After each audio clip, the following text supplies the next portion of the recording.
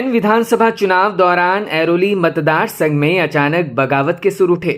भाजपा और उभाटा से बगावत करने वाले नेताओं ने ऐरोली विधानसभा से निर्दलीय उम्मीदवार विजय चौगुले को अपना समर्थन दर्शाया।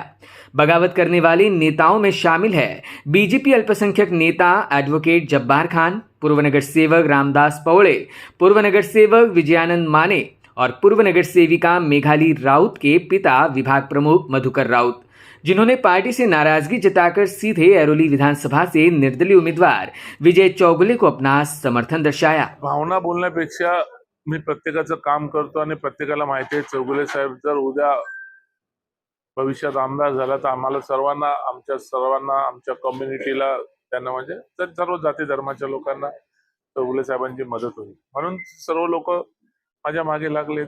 अजूनही काही लोक थोड्या दिवसामध्ये तुम्हाला सर्व दिसून येईल की कोण कोण आमच्या पाठीशी उभा राहतोय। आणि आता फक्त आम्ही लढाईला उतरलेलो आहे। आता मला सर्वजण साथ द्यायला लागलेले आहेत। मला वाटतं की भविष्य काळात अजून सुद्धा काही चांगले लोक या राजकारणातली चांगले लोक समाजकारणातले चांगले लोक येतील आणि मला पाठिंबा देतील। आता तो त्यांनाच प्रश्न विचारायला पाहिजे होता। आता ते कंटाळलेत म्हणूनच ते आलेले आहेत आणि कंटाळल्यापेक्षा त्यांना वाटतंय की आजकाल त्यांना प्रत्येक इथल्या सर्वसामान्य ऐरोली भागातील सर्वसामान्य जनतेला वाटतं की विजय चौगुले आमदार बनायला पाहिजे, परिवर्तन व्हायला पाहिजे आणि ही परिवर्तनाची दिशा चाललेली आहे।